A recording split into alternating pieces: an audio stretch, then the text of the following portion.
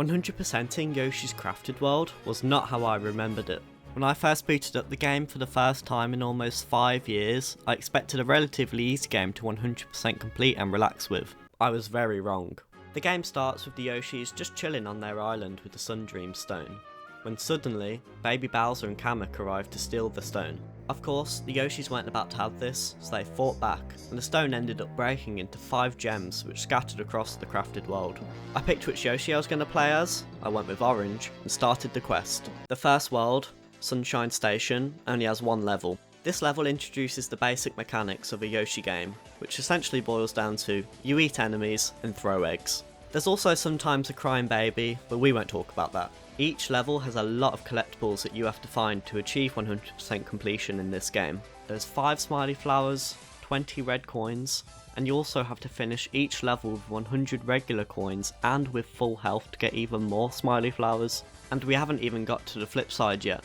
After 100% completing the first level, I encountered my first capsule machine. These machines contain costumes for Yoshi, which gives him extra hit points. These really help with beating every level with full health. It costs regular coins and it's random whichever one you get, but if you empty the machine, you get all of them. I completed this kind of short world and moved on to the next one. The second world has an ocean theme with some pretty relaxing music. It also features the first boss in the game, which was pretty easy. The way you beat it is pretty much just wait for him to show himself and pelt him with an egg. He does try to trick you during the fight, but just hit him 3 times and the battle's over. After I completed both levels in this world, the local blocker fella called Yoshi over asking for him to find a local souvenir in the levels. This means playing through an entire level again just to look for a certain object that has been requested. It's alright when you do it maybe a couple of times, but when you spend hours fulfilling non-stop requests for these guys, it really starts to get to you. I even made a YouTube community post showing how much I don't like these characters and their endless requests. The third world introduces Poochie. There aren't many worlds with him in, but the ones that do are pretty fun. When you beat the first Poochie level, you unlock the flip side of levels, where you play a level backwards essentially, from the end to the start. While playing through these levels, I had to look for Poochie's pups and find them within the time limit. With the flip side of levels now unlocked, the blocker fellas will ask for even more souvenirs for me to collect. Constantly replaying these levels and doing this over and over again really starts to become draining, and the 100% completion starts to become a bit of a grind. Once I finally beat the initial set of worlds and completed the many souvenir requests, the game opens up more and splits into different paths. At one point, the blocker fellas and their requests were actually starting to get to me a little bit. I've been working for this dude for ages now, he keeps giving me requests to find stuff. And so, I went on, completing requests and finding collectibles. After completing all of these levels, I set out to beat the bosses and get their gems. Okay, so I've just finished 100%ing all of the areas in this massive map. This was such a grind, I'm not gonna lie, but we're gonna do all 3 of the bosses now to get the rest of these gems. Spike the Piranha was up first, and he wasn't too difficult. Ironically, he dies to spikes falling on him. There we go, that's Spike defeated. Okay, so the second boss is here at the Chili Hot Isles, so let's have a go at it. Bert the Bull, a classic Yoshi villain, was the next boss. Yoshi did some pretty unspeakable things to this guy, so we'll move on. Shogun was a pretty interesting boss as well. You have to utilise the environment quite well, and move these platforms to be able to attack him. I enjoyed the puzzle elements of this boss a lot. Okay, so this is the final boss, and it's taking place in the Rumble Jungle. The Gator Train was really nothing special. Just wait for him to show you his weak spot and then hit it. After I'd finally completed these many levels and bosses, there were only a few left until I could face Baby Bowser and Kamek.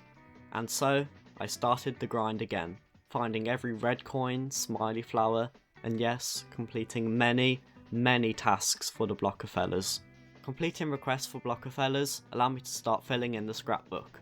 To achieve 100%, I just had to get every costume and hit all of the crafts in the game to fill up the scrapbook. Completing the souvenir hunts gives you plenty of coins to spend in the capsule machines, so filling up the scrapbook is pretty simple. There's also amiibo costumes, but I'm not going to count these as I don't fancy paying a lot for a pink yarn Yoshi amiibo. I did already have the green one though. After many more hours of completing levels, I finally made it to the final boss. We're at the final boss now. I can see Baby Bowser in the background there, so Let's give it a go. After finding the last gem, the Yoshis get ambushed by Bowser and Kamek, and they steal the Sundream Stone. With the Sundream Stone, Bowser makes his wish for a giant robot which Yoshi has to fight. Surprisingly, the boss has 2 stages, a robot form and a classic giant baby Bowser form. The first phase of the fight is pretty simple, just jump over what he throws at you and gather eggs to throw at him. Bowser's final form is also pretty simple to beat, just throw eggs at the weapons he brings out and beat him up with them. After finally beating Bowser, the Yoshis wish to get back to their island and the credits roll, but I wasn't done yet. After completing the final boss, there were even more things for me to do. A new blocker fella named Sprout popped up and had some news for Yoshi. Really? They're gonna make me go back in all these levels again to find this dude? Is this guy really in every level? There's no way I have to play through every level again just to find this dude. There's no way. I was pretty surprised by this and realised I had to play through every level again to find him.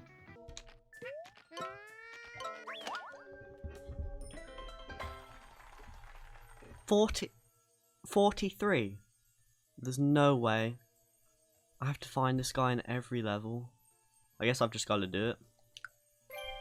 Boss challenges were also unlocked, where you have to meet certain requirements such as a time limit while fighting the bosses to earn even more smiley flowers.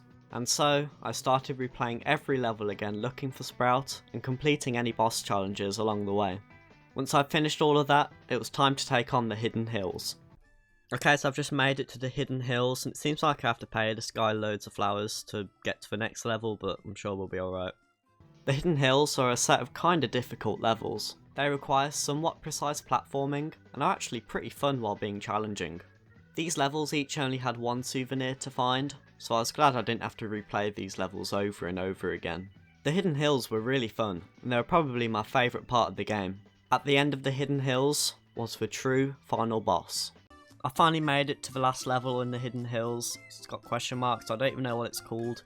But this has been a grind getting here, but let's do this, let's play this level. Kamek's fight was a bit of a boss rush, as it combined multiple parts of previous boss fights into one. It was actually pretty fun. I feel like this might be a bit of a boss rush. Ground pound. Whoa, it's the final boss. This boss fight goes crazy. Oh, we're in the Go-Go Yoshi now. Nah, this is sick. Why is this actually like better than the final boss? Whoa! There were also challenges to complete after I'd beaten this boss for the first time. One was to beat Kamek without any platforms falling, one was to finish the fight in under 2 minutes and 50 seconds, and the final one was to beat Kamek without taking any damage. I managed to knock out the first 2 in one go, just making sure that none of the platforms were falling. No damage was the one that gave me some problems. You see, the final phase of the fight uses the Go-Go Yoshi, and involves you attacking the obstacles on the way into Kamek. This is a pretty easy part of the fight to mess up on, and it took me a couple of tries to get it right. But eventually, I got the run.